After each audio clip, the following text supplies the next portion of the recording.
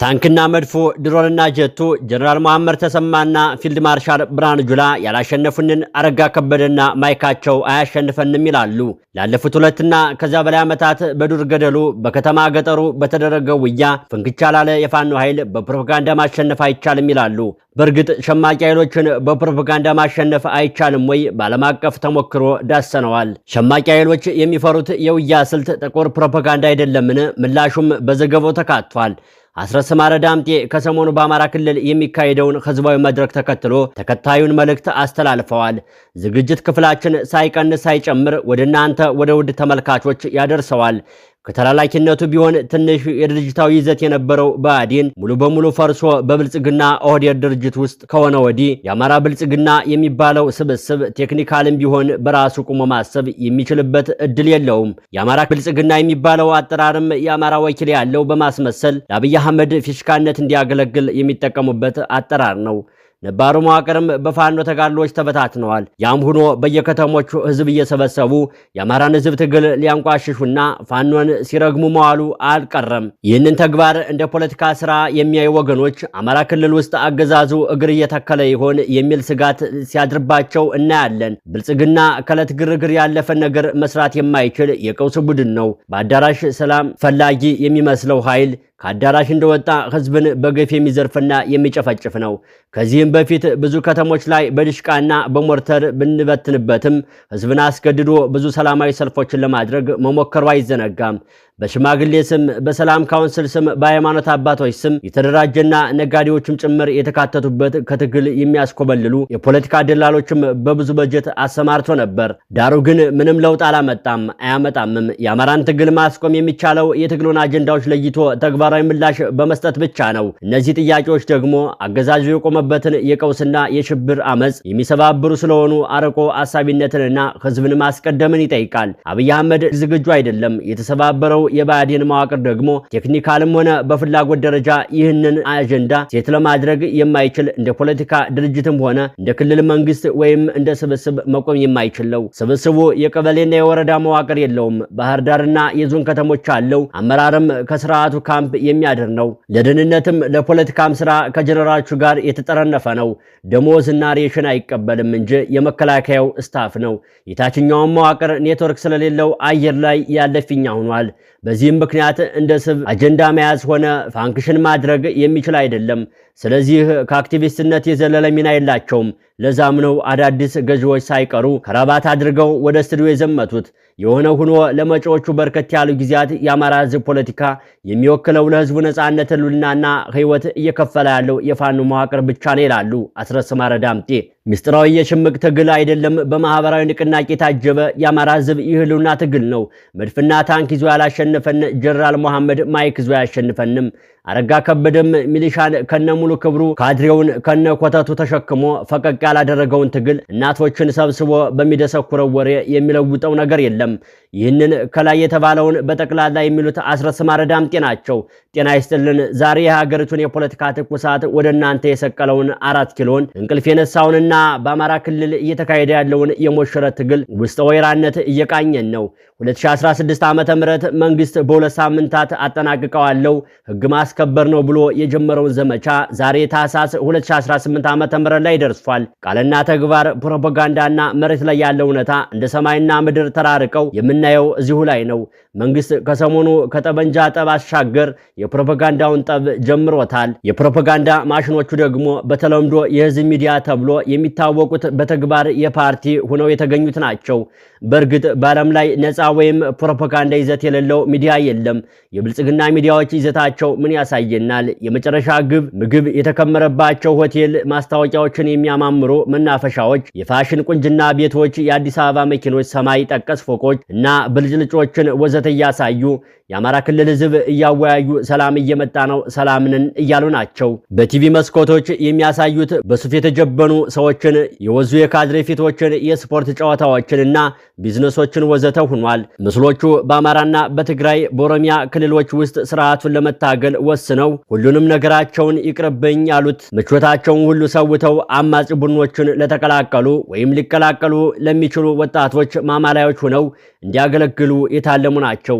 በእርግጥ ይህ ለማለት ነፃና ገለልተኛ እየተባለ ከሚዘፈን የምዕራብ ዓለም ሚዲያ አውታር ካሳለፋቸው አንዳንድ ተሞክሮዎች መነሳት ግድ ነው። ነገሩ ገለልተኛ መልእክቶችን ማስተላለፍና ነፃነት በየትኛውም ዓለም መንግስት ሚዲያዎች ባህሪ ሆኖ አያውቅም። የአሜሪካ ፕሬስ ከራሻ የተሻለ፣ የእንግሊዝ ሚዲያ ከቻይና ሚዲያ፣ የኬንያ ቲቪ ከኢትዮጵያ ቲቪ የተሻለ ነፃነት አላቸው በሚል በንጽጽር ተሽሎ በመገኘት ሊነገር የሚችል ካልሆነ በስተቀር ፕሮፓጋንዳ ያላረገበ ነፃ ሚዲያ የሚባል ነገር ከነጭራሽም በምናብ ከሚታለመው ቀቢጸ ተስፋ ዓለም ውጭም ሆኑ በምንኖርበት ዓለም ላይ የትም እንደሌለ በርከት ያሉ የክሪቲካል ስተዲስ ጥናቶች ያረጋገጡት ሀቅ ነው። ማናቸውም በሚዲያ ላይ የሚቀርቡ ስርጭቶችን ፖለቲካዊ ዓላማን ካነገበ ፕሮፓጋንዲስት ይዘታቸው አንጻር መዝነን ካየናቸው ልብ ብለን ያላየናቸው ጥቃቅን ነገሮች ሁሉ ፕሮፓጋንዳ እንደነበሩ እና እንደሆኑ ግልጽ ይሆኑልናል። ከሶሻሊስት ካምፖች መፈራረስ በኋላ የቀዝቃዛውን ጦርነት ያሸነፈው ግዙፉ የሚሳኤል አፈሙዝ ሳይሆን የሆሊውድ የፊልም ኢንዱስትሪ ነው እየተባለ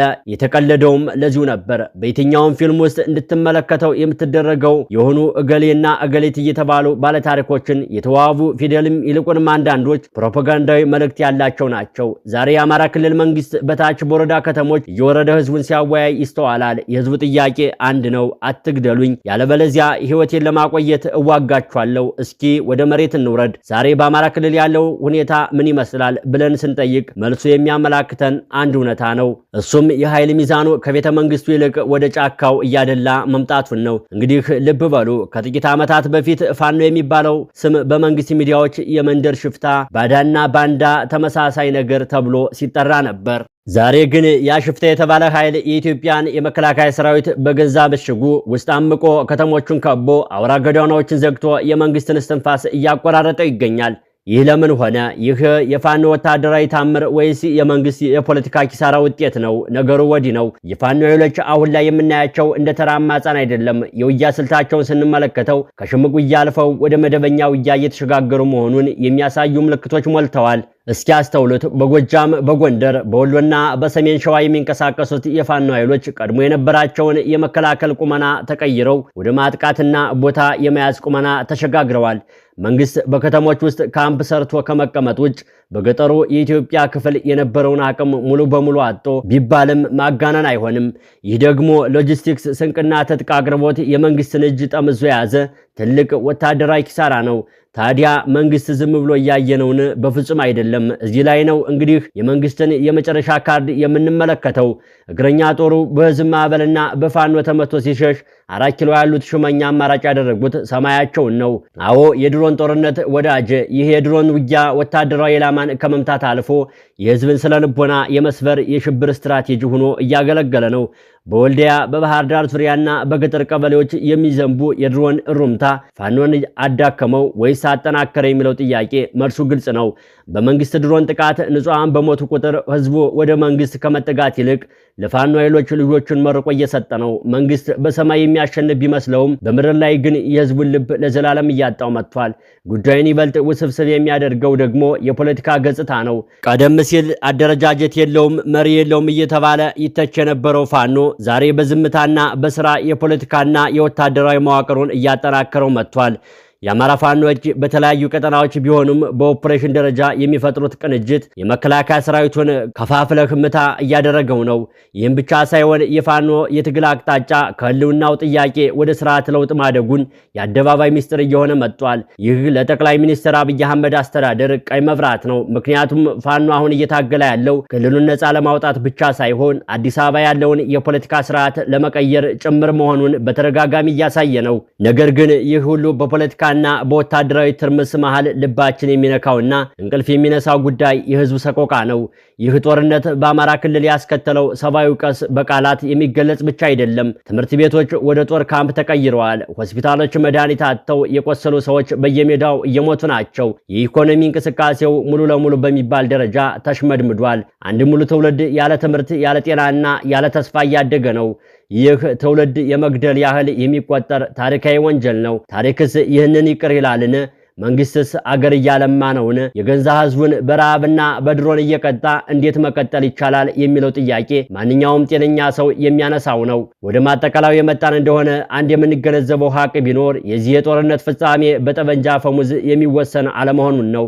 መንግስት የቱንም ያህል ዘመናዊ መሳሪያ ቢታጠቅ የቱንም ያህል ድሮን ቢያሰማራ የታጠቀንና በህዝብ የተደገፈን ኃይል ማሸነፍ እንደማይችል የዓለም ታሪክ ያስተማረን እውነታ ነው። በሌላ በኩል ፋኖም ቢሆን ወታደራዊ ድሉን ወደ ፖለቲካዊ ድል ለመቀየር አሁንም የቤት ስራዎች አሉበት። ስለዚህ ቀጣዩ ጊዜ እጅግ ወሳኝ ይሆናል። ጦርነቱ በዚህ መልኩ ቀጥሎ ምናልባትም የመንግስት መዋቅር ሙሉ ለሙሉ ፈራርሶ ክልሉ ወደ ተራራ አስገዝነት አስተዳደር ወይም ወደማይታወቅ አቅጣጫ ሊሄድ ይችላል። ወይም ደግሞ የመንግስት የኃይል አማራጭ እንዳልሰራ ተረድቶ አሁን ያለውን የትዕቢት ካባ አውልቆ ወደ እውነተኛ ድርድር ሊመጣ ይችላል። ምርጫው ያለው 4 ኪሎ ነው። እስከዛው ግን ደም መፍሰሱ ቀጥሏል። የንጹሃን እንባም እየፈሰሰ ነው። እኛም እንደተለመደው እውነትን ፍለጋ ከፕሮፓጋንዳው ማዶ ያለውን እውነታ እየፈተሽን ወደ እናንተ ማድረሳችንን እንቀጥላለን። ለአሁኑ በዚህ እናበቃለን። በሌላ ተመሳሳይ መሰናዶ እስክንገናኝ ድረስ በያላችሁበት ሰናይ ጊዜ እንመኛለን።